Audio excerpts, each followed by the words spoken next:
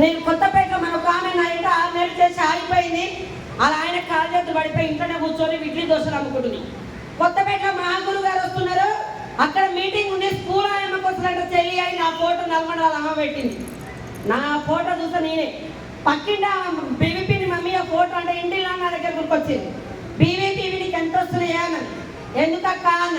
ఓయమ్మ అప్పుడు సభల కంపెనీ నీ ఎంత వచ్చినా కదా నీకు ఇంత 2 లక్షలు 1,50,000 వస్తున్నాయా అని.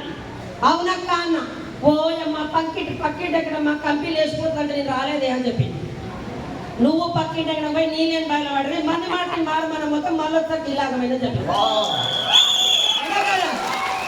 కంపెనీ పోతున్నారు. చిన్న గలిలో ఉండే ఆయమ్మ పిల్లల దగ్గర ముట్టు కడుతున్న ఆయమ్మ ఢిల్లీకి పోయి మార్చి 8వ తారీఖు నాడు సెంట్రల్ గవర్నమెంట్ అవార్డు తీసుకోవడం జరిగింది. 9 దేశాల కరెక్ట్ చూస్తే ఈ రోజు నిద్ర రావద్దు. ఆయమ్మ 2 కాళ్ళు 2 చేతులు నాకేం తక్కువ క్వశ్చన్ వేసుకోవాలి. అవునా కదా? చిరంజీవి వారి ఇంట్లో కుక్క పిల్ల కూడా మెగచ్చా కుక్క పిల్ల అంటారు. నాగేశ్వర వారి ఇంట్లో కూడా అంతే.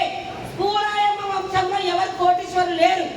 స్కూల్ ఆయమ్మ చేసిన అవకాశం పట్టుకుంటే స్కూల్ ఆయమ్మ వంశంలో పేదవాడు రాడు. రాసి పెట్టుకోండి. మీరందరూ మళ్ళీ దసరా నవరాత్రకు మీరందరూ కూడా ఈ మంది కోటీశ్వరులు కావాలని మనస్ఫూర్తిగా కోరుకుంటున్నా. పైనుండి పడే వర్షము ప్రతి వర్షం మంచి చుక్కని. మురికి నీళ్ళ పడితే మురికి అవుతుంది, మంచి నీళ్ళ పడితే మంచి అవుతుంది. గుడి దగ్గర ఉండేది అంటే ఆరు చెప్పులు పడితే అమృతం అవుతుంది.